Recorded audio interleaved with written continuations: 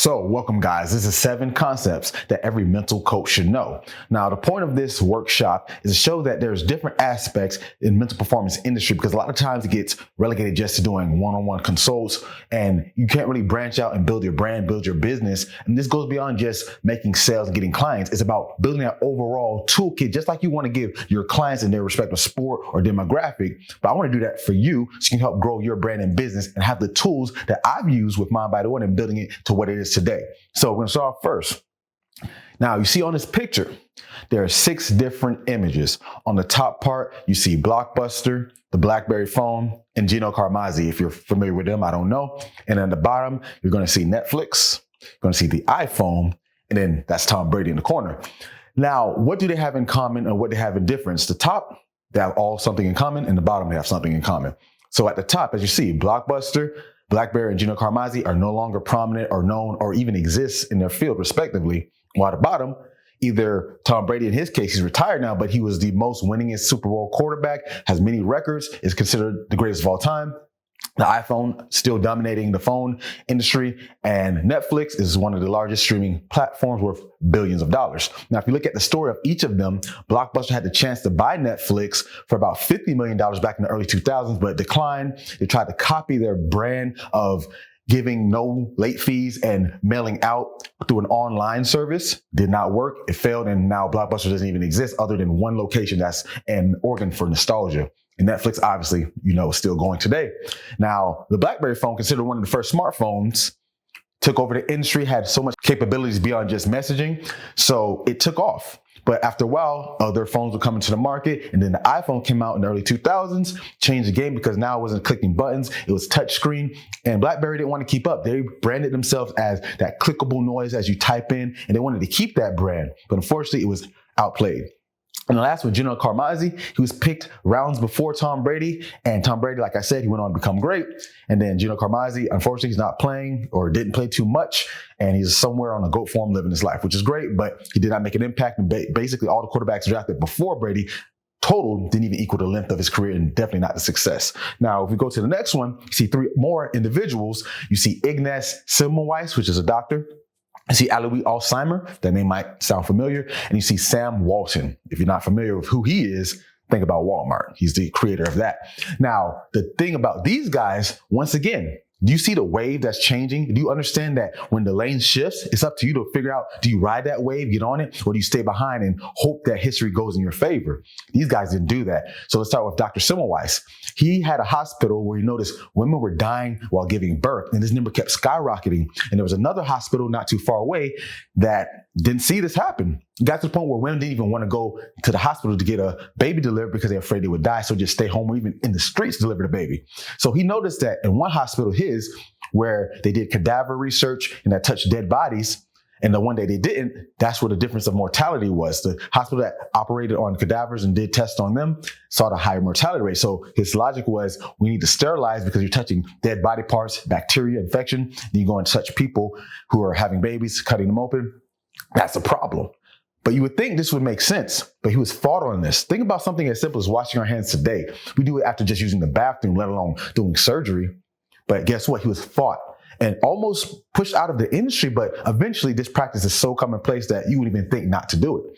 The second guy, Semmelweis Alzheimer's, the disease that's named after him, he discovered that we're not just getting old, we're supposed to lose our mind. He said there's more going on in the actual physiology of our brain. And once again, he was met with pushback. People thought, what are you talking about? We don't care about this research. Get out of our face. But we now know that Alzheimer and other forms of dementia has a major impact on why people's brains deteriorate. And there is ways to combat that. And the last guy, Sam Walton, Walmart, the biggest company in the world. He thought, hey, let's change the flow of how it used to be when you would go to a general store, ask the attendant to help you. And then they would say, hey, come back in a few minutes, or they'll go back and you just wait out front and they'll get all the things you need. You need some cotton swabs, you need some tissues, you need some meat, and they'll come back for you. But that could take a long time, especially when you have 5, 6 other people waiting in line. Now think about this. Well, if we put them on the shelves and the people walked in and just found the items themselves, rang it up at the front. Now he pioneered this concept, and that would go on to creating mini stores in the Arkansas area where Walmart was founded. And then he would put super low prices where put his competition out of business. And he was able to become the conglomerate he is today. Now he's no longer living, but his family still runs it. So the key takeaway here is, Are you going to be the one that understands that innovation is not nothing to be scared of? It's something you should embrace. And it's about figuring out what you need to do with it. Because once again, let's tie it into how we do it as practitioners. We need to understand how our clients can perform better. And we don't just tell them, hey, that's the way it is, and leave it alone. We'll be useless. We would have no industry, right?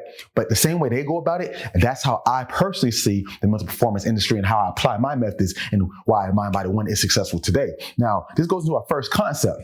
Storytelling. The art of storytelling is important in this industry because we need to connect the dots.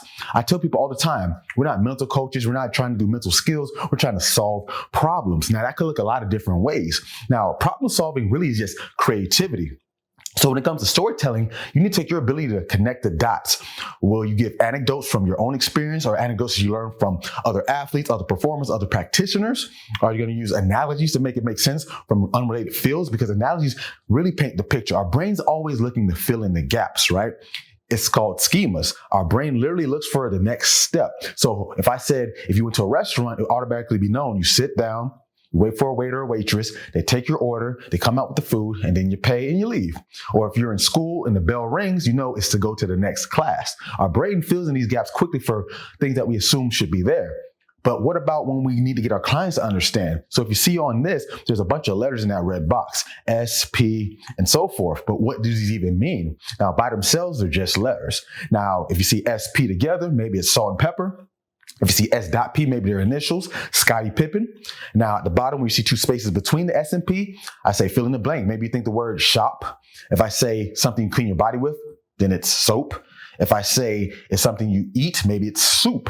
But your brain probably thought that before I even said it because you know you can fill in the gap. And that's exactly what we do with our clientele. We're able to fill in those gaps for what they need. The more impactful we can make the message or the skill or the concept to them, the better we're able to get them to get where they need to be. Now, this guy, Coleman Griffith, he's considered the pioneer, the father of what we call now sports psychology. Now, the thing with him is he's very regarded and respected. He lived about 100 years ago doing what he did with different organizations. And we even have awards for him in the Association of Applied Sports Psychology, where it's named after him because he is a pioneer, one of not the biggest figures in this industry, historically speaking.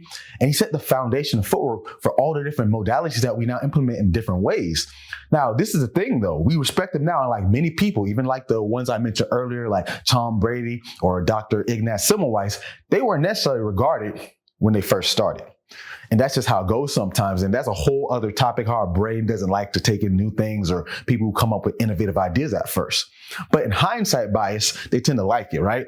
But basically, he wasn't widely accepted.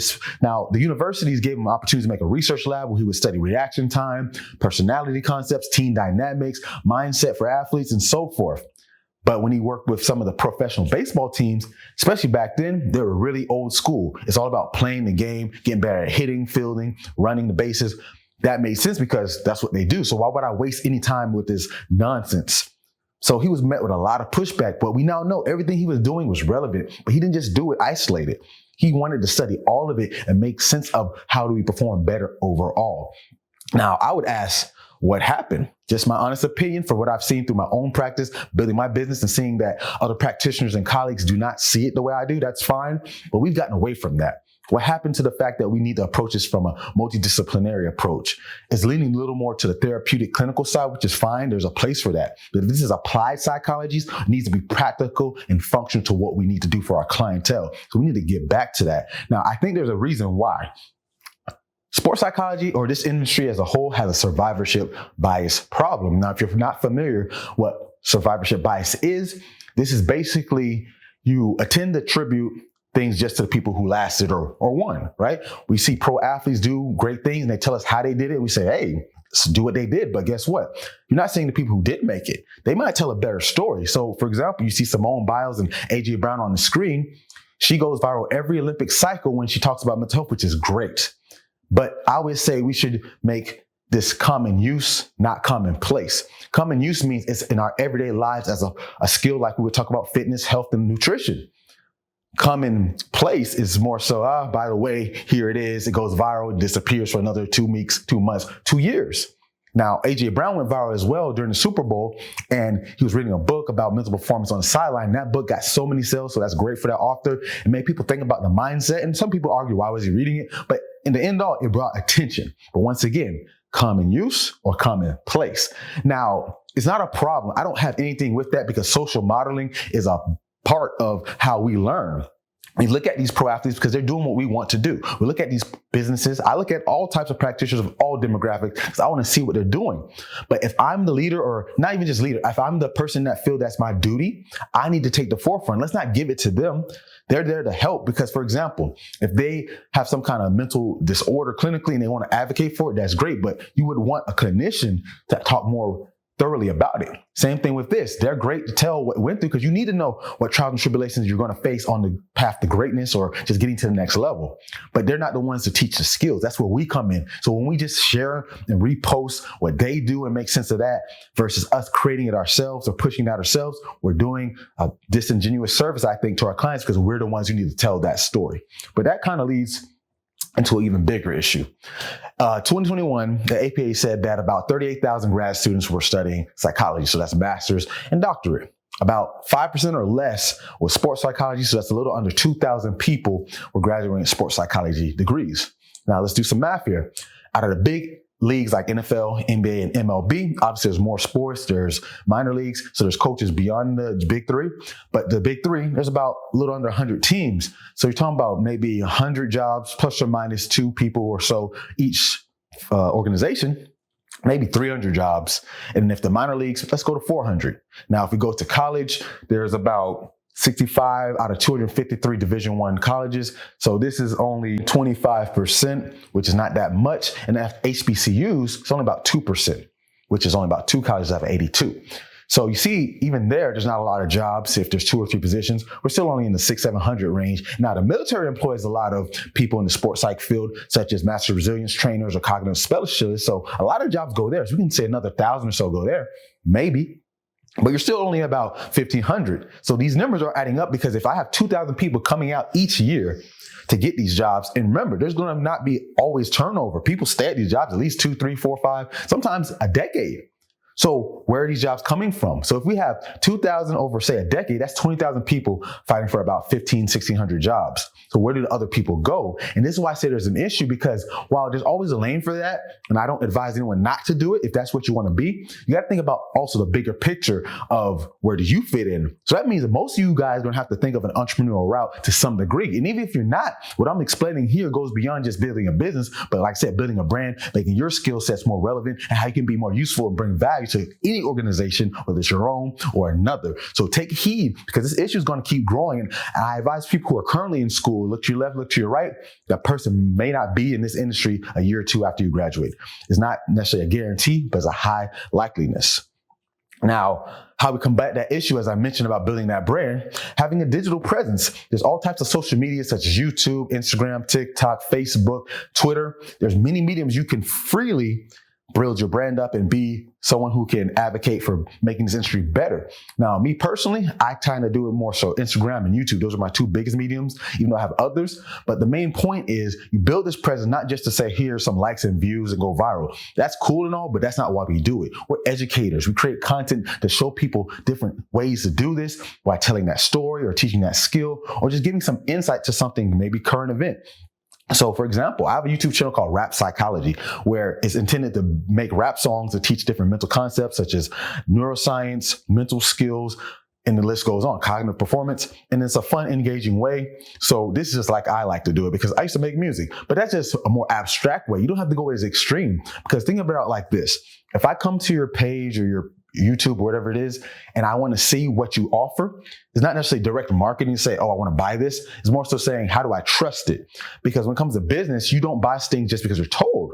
If that was the case, advertising wouldn't make sense, because we see all different types of advertising. It's about trusting that brand, whether it's another athlete or a celebrity that you trust or believe in, whether it's a religious belief, political belief. There's something that's going to lean to believe in that product or that brand. And that same thing with our digital presence. If you're always seeing this person online talking about this subject adamantly and thoroughly, so still do your foundational work, you're probably get more buy-in. If I go to your page and I see 3 posts and it's something of you going out, hanging out with your friends or vacation, and maybe one post about mindset, cool, but I'm not going to take you too seriously. Not because you don't know your stuff. You might know it amazingly. You might know more than me, but I can't trust that because you're not showing it.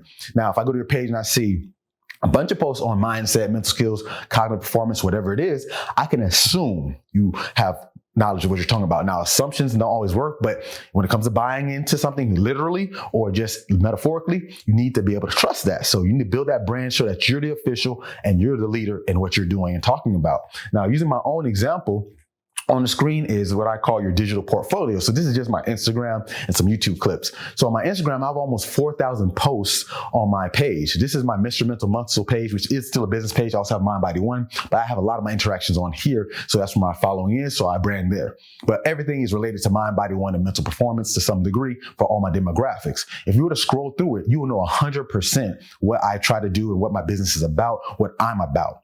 There's no question there. You have no personal videos or photos on that page because that's not what it's for. And that's how your digital portfolio should be. There's been times when I had potential contracts that I've gotten when they ask, hey, do you have any videos or content on this? I can immediately send to them versus saying I have to make something on the spot, which may not be the best, may not be quality, but I have that already, just like a resume, a portfolio, a resume, whatever you want to call it. Once it's there, you don't have to do it anymore. Now, on the other side, on those YouTube clips I have on there, these are just some from the sports world, but I made videos on Sha'Carri Richardson, Manti Te'o, Caitlin Clark, and they were relevant to what was going on at the time. So you got some current events kind of, so the algorithm like that. So it got a lot of views, like 10, 30,000 views, give or take. And it's not all about the views, like I said, but hey, the more people you can engage, that means there's 30,000 people that got to learn these skills. Think about that, 30,000.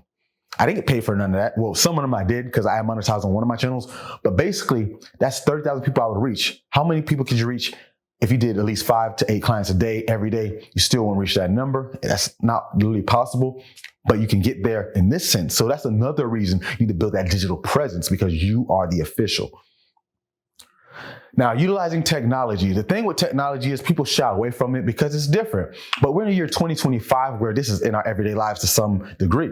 Now, I use different tools like HRV, which is heart rate variability monitors, which measures how well the brain and heart adapt to stress in real time. It can be doing a calm task or it could be doing something like a cognitive task. But the point is, I can see in real time how well they're managing their stress. So it makes it tangible. My job is to make the intangible tangible. So using these tools give you a measurable way.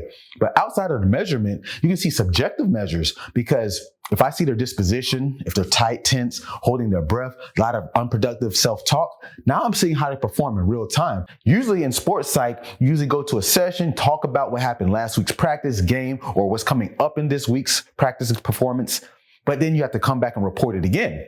To this degree, I can see in real time how you act and behave to some degree. Now, obviously, it doesn't mean it's a direct carryover. Like a lot of our apps that we have, it can show your reaction time. I can see you in real time moving, thinking. So I can give some insight to how you are. And it's very helpful because then we can turn that into a session in itself and talk about why did you say that during that drill? Why did you think that when you're doing that test?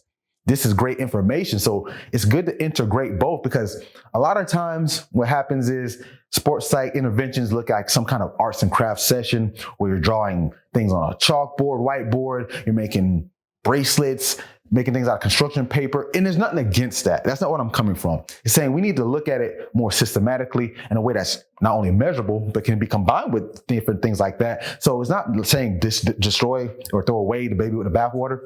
But think about other ways to implement it. Now, going beyond sport, I don't like to spend too much time on this, but simply put, you miss a lot of opportunities if you just want to work with one sport or just sports in general. I had a former intern who she loved MMA, especially women's MMA. And MMA is already a small niche. I work with many mixed martial artists, but in the women's category, it's even fewer. So I told her, think from, once again, a business standpoint. Where's your market? If you already have a small market, you have to get a market share of that already small market. Now, it doesn't mean you don't have a niche and say, I work with female mixed martial artists. That's great. But then think, how else can I go about this? So just from that standpoint, open your horizons because it gives you more opportunities to generate more revenue. But also, if you're working with a different population, let's say tactical, and using that mixed martial art example, you can take what you learn from those athletes and apply it to the tactical or vice versa. Now you can give insight. That goes back to that storytelling, that problem solving, that filling in the gaps. And that's what an analogy is, taking something from one concept and bring it together. So make sure when you go about this, Look at it in the aspect of the more I can take from this and put it together, the better chance it gives me to help my brand and help my clients. And that's really why we do it for. Now, business models. This part, I think it gets the most overlooked, not because people don't think it's important. I think everyone in the industry knows you need to build a business model, especially if you're going to be a practitioner on your own. But I think it gets overlooked simply because it's difficult. It's hard in any industry, especially ours, but there's not a lot of education on it when you're doing your master's program. I've been to numerous conferences where the students who are still in their program tell me they learn nothing about business. If they do, it's very little. And some programs have a business degree conjoined with their master's in sports psych and performance psych, but it's more so business professionals teaching their stuff and the sport and performance psych teaching their stuff, and you learn both. But how do you put it together? Me, I personally know how to do it together because that's what I've been doing. So let's talk about different business models. B2C, so that's business to client. So that means you're going direct to the consumer. Who are you working with? A person.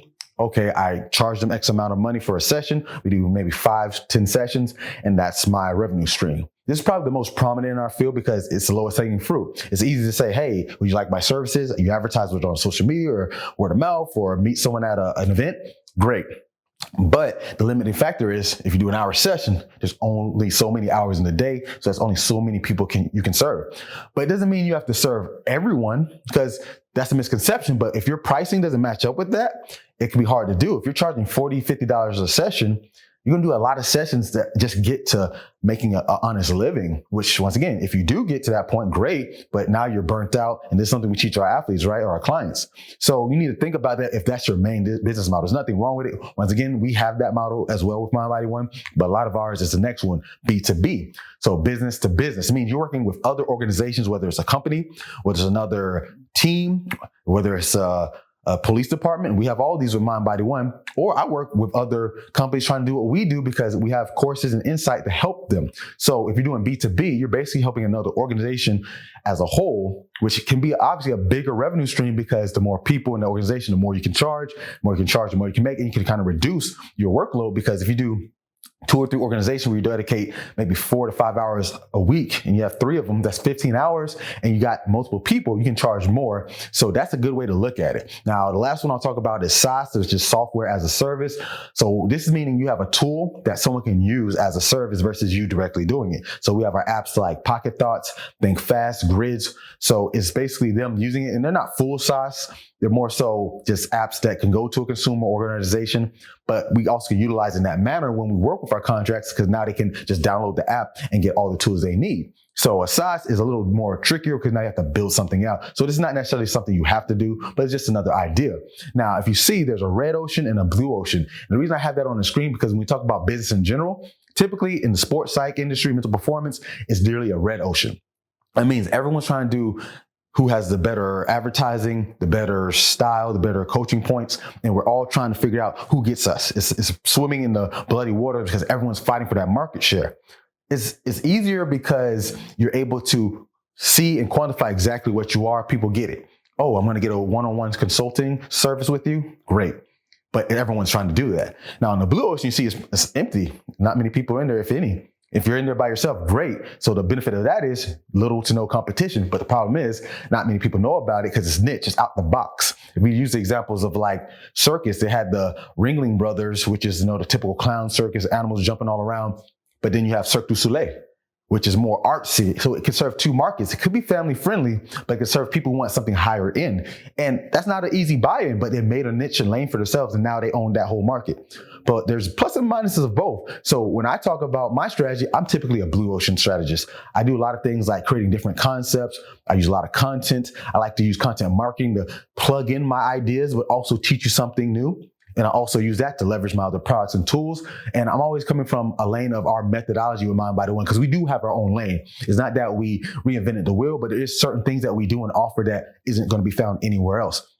So that's been very helpful for me to stand out amongst the masses. But the problem is sometimes people don't fully get it or buy in because they haven't seen it before. And it goes back to what we talked about with Netflix, Tom Brady, Sam Walton. People don't really understand it at first. You got to educate them. Now, it's still an uphill battle, but it can work. It just means you have to be dedicated and driven.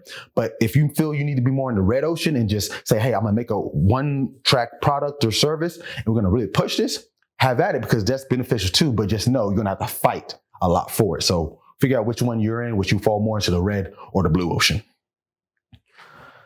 Now, concept 6, becoming an expert. So this is an acronym for exceptionally expanding professional enrichment and rationale and technique.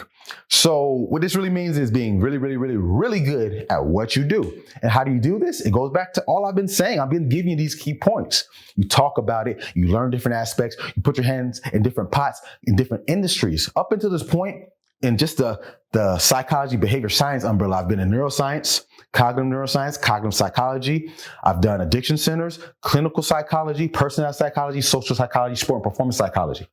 That's 9 right there. And then I've been in strength conditioning, general fitness, kids performance, strictly sport performance, speed and agility. So that's another 4 or 5 right there. I've been a teacher and educator. I've taught history. I've taught law at the high school level. I've taught math. I've taught psychology at the college level, sports psychology. I've taught exercise physiology. So you see this, and I'm a business owner, so I have all that wrapped into it. So I had my head in a lot of pots. And once again, I fill in these gaps and it makes me an expert, basically not because I just know a lot. Anyone can know a lot. I have people who are interns who know a lot, but they could not put this in real time. And there's not a dig at them. It's just showing you there's much more to it than knowing some foundational skills or concepts that you learn from your master's or PhD program, which everyone has done. So that doesn't separate you. And I think this is one of the most fatal flaws that up and coming professionals in the industry does. They think they know everything. And once again, it's not a shot, but this happens because when you're entitled to information, you believe that, oh, I got this, so I'm a higher person. But that really, honestly, in my opinion, comes from being able to put it into practice. If I leave you alone in the woods, you have to make this happen from a holistic standpoint, from a business, from a practitioner to a professional to an educator. Could you do it? And a lot can't. And that's why, just like the red and blue ocean, there's going to be more on this side versus that side. So that's really up to you. But all in all, you need to do more internships. People hate working for free. I know it sucks, but you only get the experience because people always say, oh, how do I get the experience? You need to start knocking on doors and talking to people like myself that could put you in opportunities that gather this experience, because that's the only way you become valuable. I'll be honest, I've talked to many people trying to work with me and I'm unimpressed, not because they're not good candidates, but they don't have the mindset to really stand out. And if you can't stand out, how could you get in the door in the first place? So this is something you need to think about. And that goes into part 7, build a brand. I always say brand before business, because a brand is not just about selling something, a company. It's about what's your story. Just like storytelling, this all comes full circle. What do you mean to this industry? What's your niche? What's your angle? How do you provide value? What do I get when I see you? Going to the digital presence. If I go to your page right now, am I seeing things that's going to benefit me? Am I going to see something informative, something different, something that makes me think, wow, I want to do this. I want to learn this. If not, you need to think about your brand, because brand is about who you are. Because if it's only about who is the best, there would be certain companies that would be prominent right now that aren't. And there's some people that are not anymore because they don't have the best foundations. But from a brand, let's look at water. There's all types of water out there. But why do you drink the one you do? There's Zephyr Hills, there's Fiji, there's Dasani, there's Aquafina. Yeah, you could argue some taste better, sure. But a lot of times these waters aren't sourced from that different types of places. So are you really getting better water, or you're bought into the story of the brand of what they're telling? Ice cream, let's use that. Ben & Jerry's, they usually have social causes attached to their flavors, and they have creative names. That's their brand. I can go to any ice cream shop and get vanilla.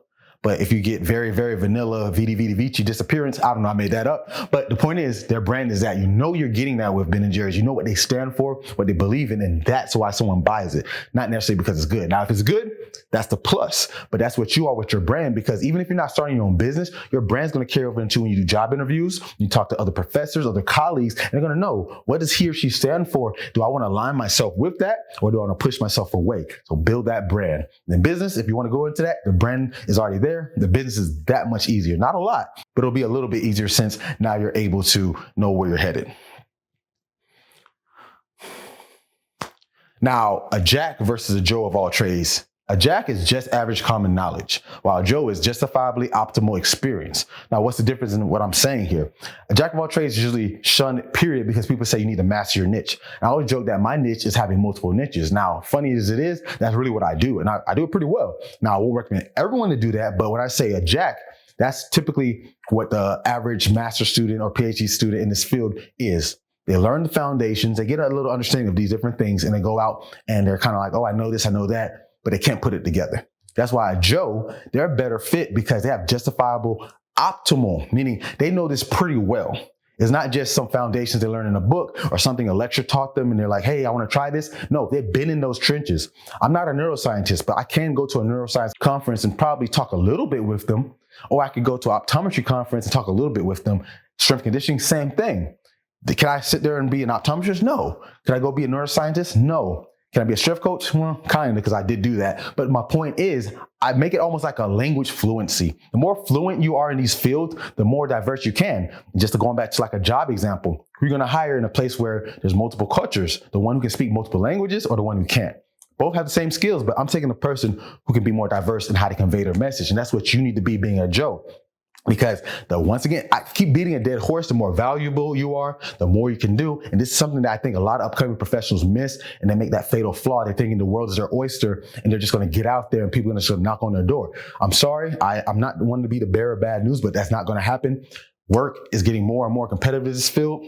So you need to really separate yourself. So to wrap this up, that's why I think these concepts are very important, because you truly need to stand out. As someone who hires people, whether it's interns or employees, I'm not impressed with the industry. It needs to be better. And hopefully this can help you be better, because that's what I do. I'm a problem solver. So thanks for tuning in, guys. Make sure you stay tuned for content as always and get your mind right.